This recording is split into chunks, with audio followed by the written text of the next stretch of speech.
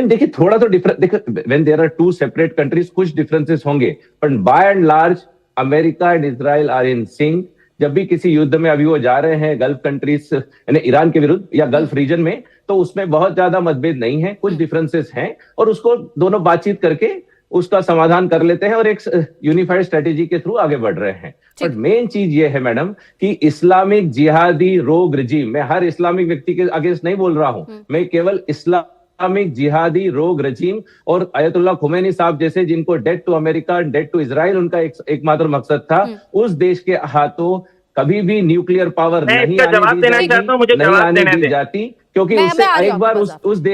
उस देश के पास अगर एक बार न्यूक्लियर पावर आ जाए तो जैसे वो एक केवल स्ट्रेट ऑफ हॉर्मुज की वजह से पूरी दुनिया को ब्लैकमेल कर रहा है, हाहाकार मचा रहा है, आप सोचिए उससे कई गुना ज्यादा, 100 गुना ज्यादा मैं कहूंगा पूरी दुनिया में हाहाकार क्रिएट कर दे। और हमको मेनलैंड अमेरिका को खतरा कभी नहीं है, हमारे अलाइज और हमारे दोस्तों को खतरा होता है, इसके लिए अमेरिका आज लड़ाई लड़ रहा है कि अमेरिका दूसरे के कंधे में बंदूक रख के चला रहा है और खुद के मेनलैंड को कोई खतरा नहीं है, बाकी कंट्रीज खतरे में आ रही है। जिसका एक उदाहरण सर ये भी है कि कुवैत में जो अटैक हुआ है, कुवैत की तरफ से भी कहा गया कि जो नया अटैक ईरान ने किया है वो डेंजरस है। वो किस तरीके से डेंजरस एस्केलेशन है, क्योंकि वो सिटीजन्स को नुकसान पहुंचा रहा है, रेजिडेंट्स को नुकसान पहुंचा रहा है। पहले ये कहा जा रहा था कि अमेरिका के मिलिट्री,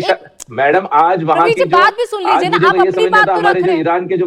ठीक है सर, बात भी सुन लीजिए, जो बाकी कंट्रीज कह रही है मैं उनकी बात मैं कहना चाहता हूँ। ये सर आपके एलाइज जो कह रहे हैं कि ईरान किस तरीके से खतरा आगे और उनके लिए बनता जा रहा है। पहले मिलिट्री बेसिस जो अमेरिका के उन पर अटैक हो रहे थे, अब सिटीजन्स को नुकसान हो रहा है। आपसे आसिफ रमीज जी, ये बार बार ये कहा जा रहा है कि अब कंट्रीज में जिस तरीके से रेजिडेंशियल एरिया है वहां पर अटैक हो रहे हैं, ईरान की तरफ से ऐसे अटैक सब किए जा रहे हैं।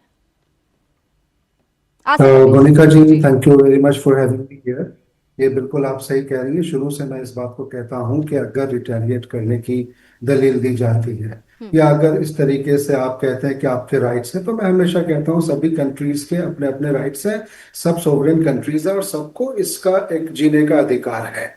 वैसी सिचुएशन में अगर आप बेसिस पे अटैक करने की बात करते हैं, तो अगर आप कल की ही बात करें, अगर कुवैत की बात करें, तो वहां पे क्या एयरपोर्ट्स पे जो लोग हैं या हमारे एक भारतीय जो है उसकी भी जान जाने की खबर आई, तो वो कौन से किस चीज का हिस्सा थे। तो कहने का मतलब ये है कि इसको मैं स्ट्रॉन्गेस्ट शब्दों में कंडेम करता हूं कि जो इस तरीके से इस इलाके में सिविलियंस पे या दूसरी तरीके से जो एक रीजनल पीस और सिक्योरिटी पे खतरा जो मंडरा रहा है, 100 दिन पूरे होने वाले हैं मोनिका जी। बीच में कई बार ऐसा लगा कि बहुत ही ज्यादा सीवियर इसकी सिचुएशन बनने वाली है, फिर सीज फायर की बात आई, फिर उसके बाद देखें कि इस तरीके की घटनाएं शुरू हो गई। अगर ये बात होती है तो देखें कितना ज्यादा असर पूरी दुनिया पे पड़ता है। आप देखें कि इस इलाके में मिडिल ईस्टर्न कंट्रीज में, जीसीसी कंट्रीज में किस तरीके से बात होती है विजन की, बात होती है प्रोग्रेस की, बात होती है डेवलपमेंट की। सारी दुनिया का रुख इधर होता था। आप चाहे दुबई की बात करें, आप चाहे सऊदी अरब की बात करें, आप बहरीन की बात करें,